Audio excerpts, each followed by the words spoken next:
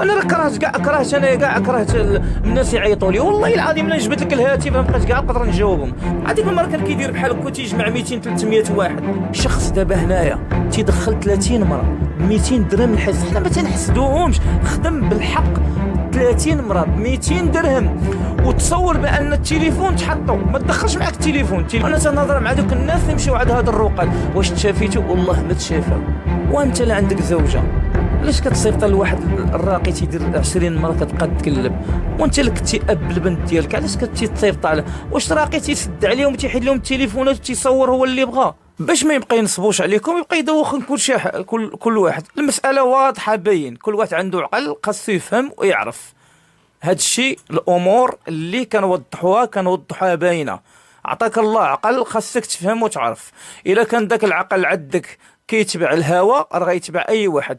واش يعقل حنا كنتكلموا لبعض الناس ان يمكن تعالج عبر الهاتف؟ راه لا يعقل، راه لا يعقل انك تعالج عبر الهاتف، وانما تقدر تاخذ هذا البرنامج باش كتعاون راسك عبر الهاتف. طيب حنا جينا الناس، انا شكون بغيتي تقصد؟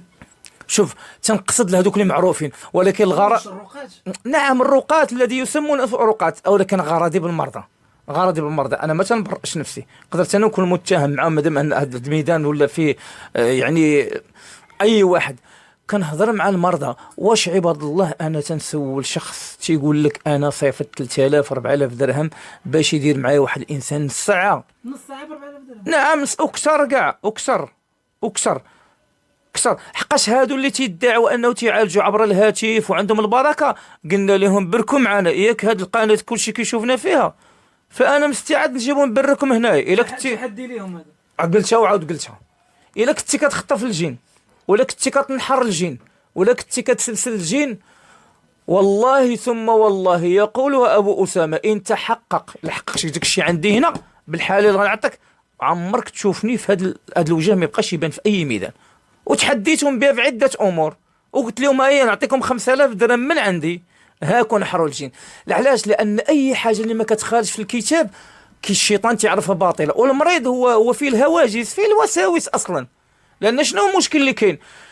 ينحر في الشيطان تعرف بلي فيك عارف بان ما كاينش النحر. علاش؟ انا اعطيناك الكوثر فصل لربك وانحر. اذا اللي كنحر هو اللي كيتكال، ملي كيقول لك الله نحر اي كتنحر داكشي كيتكال. ما كايناش شي حاجه كنخدموها في النحر كتقتدي بها اللي جين لا ينحر ولا يحرق كما يدعى، وانما يعذب بالايات اللي كتنزل عليه، فكانما يعذب بالطريقه ديال الحرق. النحر